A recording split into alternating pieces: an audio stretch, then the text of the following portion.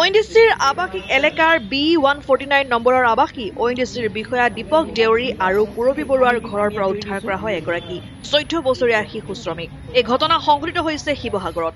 দণ্ডাধীশৰ লগতে শ্ৰম আৰু শিশু সুৰক্ষা বিভাগৰ অভিযানকাৰী দলটোৱে শিশুগৰাকীক উদ্ধাৰৰ বাবে যোৱাৰ খবৰ আগতীয়াকৈ পোৱাত প্ৰতিবেশীৰ প্ৰস্ৰাৱগাৰত লুকুৱাই ৰাখিছিল শিশু শ্ৰমিকগৰাকীক। উদ্ধাৰকাৰী দলটোৱে চলোৱা বহু প্ৰচেষ্টাৰ অন্তত শিশুটিক উদ্ধাৰ কৰিবলৈ সক্ষম হয়। পুৰবী বৰুৱা আৰু তেখেতৰ স্বামী ONDCৰ বিষয়া দীপক দেউৰীয়ে বহু বছৰৰ পৰা ঘৰুৱা কাম বনত 14 বছৰীয়া কন্যা শিশুটিক ব্যৱহাৰ কৰি অহাৰ লগতে পুৰবী বৰুৱাই শিশুটিক নিৰ্যাতন চলোৱাৰো উত্থাপন হৈছে গুৰুতৰ অভিযোগ।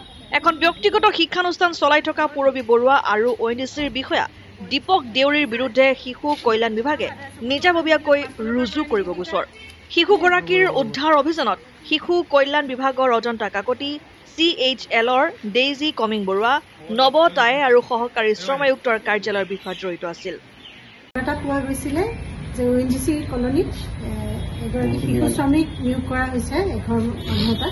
সেই খবৰ পাই আমি লগালগ গ'লো। CWC আছে মোৰ লগত, DCPO অফিচাৰ আছে, তাৰপিছত আমাৰ লেবাৰ ডিপাৰ্টমেণ্ট আৰু পুলিচ আৰু লগত মেজিষ্ট্ৰেট গৈছিলে।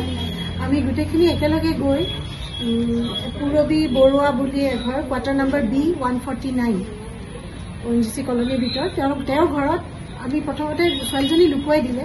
বহুত হেৰি কৰাৰ পিছতো তেওঁ বিভিন্ন ধৰণৰ কথা কৈ ছোৱালীক আমাক মিছলিড কৰিব চেষ্টা কৰিছিলে। কিন্তু তাৰপিছত আমি এটা সময়ত বহুত দেৰি লগাৰ পিছত এটা সময়ত প্ৰতিবেশীৰ ওচৰত আমি এই ছোৱালীজনীক উদ্ধাৰ কৰিছোঁ। তেওঁ বাথৰুমত লুকুৱাই ৰাখিছিল। ছোৱালীগৰাকী প্ৰায় 14 বছৰমান হৈছে। কোনো স্কুলত তেওঁ দিয়া নাই, পঢ়া শুনা কৰা নাই, হয়তো ঘৰুৱা কাম বনতেই নিয়োগ কৰিছিলে। আৰু যিগৰাকীয়ে নিয়োগ কৰিছে তেওঁ এগৰাকী প্ৰতিষ্ঠিত ব্যৱসায়ী হয়, তেওঁ এডুকেশ্যনৰ লগত জড়িত। ইমান জনা বুজা মানুহ হৈ তেওঁ এই কামটো কৰাৰ বাবে আমাৰ আমি ক'ব বিচাৰোঁ যে এই জনা বুজা হৈ এইটো কাম কৰিছে, এইটো এটা ক্ৰাইম হয়, এনেকুৱা কাম কৰিছে। ৰাইট টু এডুকেশ্যন চবৰে আছে। সেই ৰাইটৰ পৰা ছোৱালী এগৰাকী শিশু 14 বছৰীয়া কণমানি শিশুগৰাকীক বঞ্চিত কৰিছে। এইখিনি কাম বেয়া কাম কৰিছে আৰু তাৰ বাবে আমি আইনগতভাৱে তেওঁৰ ওপৰত বিহিত ব্যৱস্থা আমি ল'বলৈ সাজু হৈছোঁ। আৰু বাকী তাত থকা বাকী সকলকো কওঁ, কাৰণ কেতিয়াবা যদি তেনেকৈ গম পায় তেনেহ'লে 1098ত ফোন কৰি খবৰটো যাতে জনাওঁ, কোনো শিশুৰ যাতে শৈশৱটো শেষ হৈ নাযায়। 1098ত কল কৰিলে আপোনাৰ আইডেণ্টিটি ৰিভিল কৰে নেকি? আইডেণ্টিটি ৰিভিল নকৰে, খালি খবৰটো দিলেই হ'ল। আমি গম পালোঁ ONDC কলনীৰ ভিতৰত এজনী ছোৱালী চাইল্ড লেবাৰ হিচাপে কাম কৰি আছে।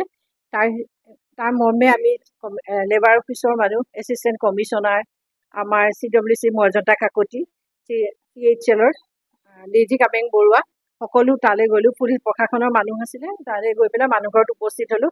মানুহগৰাকী এখন কিবা অসমৰ ভিতৰত বহুত স্কুল আছে বুলি তেখেতে কৈছিলে।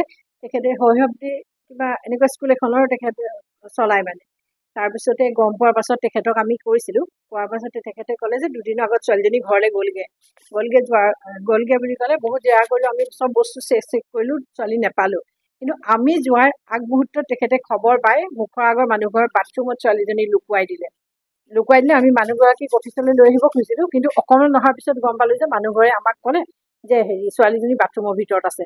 তো ছোৱালীজনীক আমি এতিয়া আমাৰ CWCৰ ওচৰত প্ৰডাকশ্যন কৰিম। প্ৰডাকশ্যন কৰাৰ পাছতে তাইক আমি CCI-লৈ পঠিয়াই দিম। FIR হ'ব। মানুহগৰাকীৰ নামটো আছিলে পুৰবী বৰুৱা আৰু মানুহজনৰ নাম আছিলে দীপক দেউৰী। দীপক দেউৰী ONDC এমপ্লয়ী হয়। তেখেতলোকৰ ওপৰত FIR হ'ব। তেখেতলোকৰ FIR হ'লে আগৰডোখৰ তেখেতলোকৰ কেছ চলিব হ'ব। তেখেতলোকক আমি কাইলৈ আমাৰ ইয়ালৈ মাতিছোঁ। শিৱসাগৰৰ পৰা সৈয়দ মুস্তাকুৰ ৰহমানৰ ৰিপৰ্ট, অসম আদিত্য।